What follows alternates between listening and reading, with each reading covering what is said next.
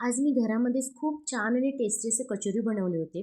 झालं असं, रात्री अनिकेतने सांगितलं होतं की मी उद्या ऑफिसला जाणार नाही, वर्क फ्रॉम होम करणार आहे.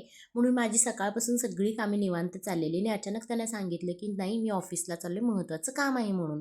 आणि माझी काहीच तयारी झाली नव्हती. म्हणजे दरवेळी ना आदल्या रात्रीच मी सगळं ठरवून ठेवते की काय भाजीला वगैरे डब्यात द्यायचं म्हणून.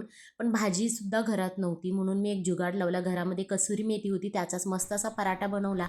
तूप त्याला लावलं आणि डब्यामध्ये पॅक करून दिलं. आणि आज मी अचानक दुपारी प्लॅन बनवला की कचोरी बनवायची घरामध्येच. 2 तास मुगाची डाळ भिजवली आणि त्याची बारीक पेस्ट करून घेतली आणि बेसिक मसाले घालून त्याला फोडणी दिली. त्याच्यामध्ये थोडासा चिंचेचा कोळ पण घातला, जेणेकरून त्याला आंबट गोड अशी चव येईल म्हणून. छोटे छोटे बॉल्स करून घेतले असे. आणि इकडे मी कणिकसुद्धा मळून ठेवलं होतं आणि त्याच्यामध्ये ना हे असं स्प्रेड करून ते सगळे बॉल्स फिल करून घेतले. व्यवस्थित असा गोल गोळा बनवून घेतला आणि हलक्या हाताने मी प्रेस करून घेतले. आणि बघता बघता एवढ्या साऱ्या कचोऱ्या झाल्या होत्या. हळूहळू एक एक करून सगळ्या कचोऱ्या मी तळून घेतल्या होत्या आणि टेस्टला म्हणाल तर एक नंबर झालेला.